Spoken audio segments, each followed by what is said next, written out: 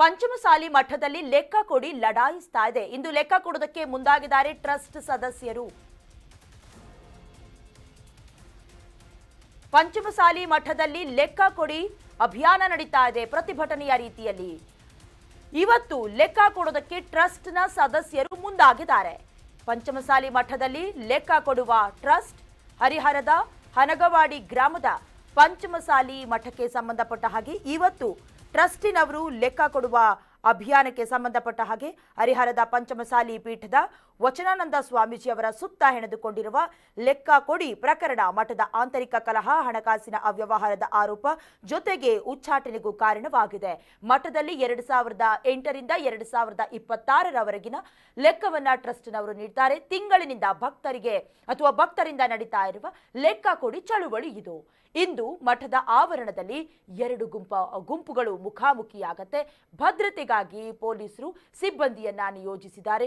ಯಾವುದೇ ಗಲಾಟೆಗಳು ಸಂಭವಿಸಬಾರದು ಅಥವಾ ಈಗಾಗಲೇ ವೈಷಮ್ಯಗಳು ಉದ್ಭವಿಸಿದೆ, ಉಚ್ಚಾಟನೆಯಾದರೂ ಕೂಡ ಮಠವನ್ನ ಬಿಟ್ಟು ಹೋಗೋದಕ್ಕೆ ವಚನಾನಂದ ಶ್ರೀಗಳು ಕೂಡ ಮುಂದಾಗ್ತಾ ಇಲ್ಲ. ಹಾಗಾಗಿ ಬಹಳಷ್ಟು ಬೂದಿ ಮುಚ್ಚಿದ ಕೆಂಡದ ಪರಿಸ್ಥಿತಿ ನಿಜಕ್ಕೂ ಕೂಡ ಮಠದಲ್ಲಿರೋದು. ಹಾಗಾಗಿ ಪರಿಸ್ಥಿತಿ ಉದ್ವಿಗ್ನಗೊಳ್ಳಬಾರದು ಅನ್ನುವಂತ ಕಾರಣಕ್ಕೆ ಪೊಲೀಸರನ್ನ ಕೂಡ ನಿಯೋಜಿಸಲಾಗಿದೆ.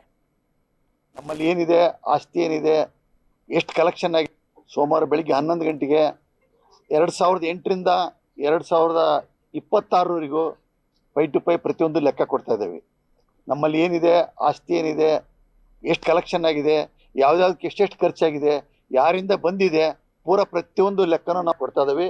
ನಾವು ಈ ಒಂದು ಕಾರ್ಯಕ್ರಮದಲ್ಲಿ ರಾಜ್ಯದ ಪದಾಧಿಕಾರಿಗಳು, ಜಿಲ್ಲಾಧ್ಯಕ್ಷರು, ತಾಲೂಕು ಅಧ್ಯಕ್ಷರು ಮತ್ತೆಲ್ಲರಿಗೂ ಆಹ್ವಾನ ಮಾಡಿದ್ದೇವೆ.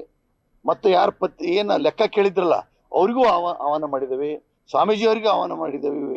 ಪರಿಚಿತ ಮಾಡಿದ ಸ್ವಾಮೀಜಿಯವರಿಗೂ ಆಹ್ವಾನ ಮಾಡಿದ್ದೇವೆ. ಪ್ರತಿಯೊಂದು ಲೆಕ್ಕ ಕೊಡ್ತೇವೆ. ಆ ಲೆಕ್ಕದಲ್ಲಿ ವಿಚಾರಗಳು ತಾವುಗಳು ಹೆಚ್ಚಿನ ರೀತಿ ಭಾಗವಹಿಸಿ ವಿಚಾರಗಳನ್ನ ತಿಳ್ಕೊಬೇಕಂತ ಹೇಳ್ತಾನೆ. ಸೋಮವಾರ ಬೆಳಿಗ್ಗೆ 11 ಗಂಟೆಗೆ ಕರ್ನಾಟಕ ನ್ಯೂಸ್ ಬೀಟ್ ಫಾಲೋ ಮಾಡಿ, ಸಬ್ಸ್ಕ್ರೈಬ್ ಮಾಡಿ.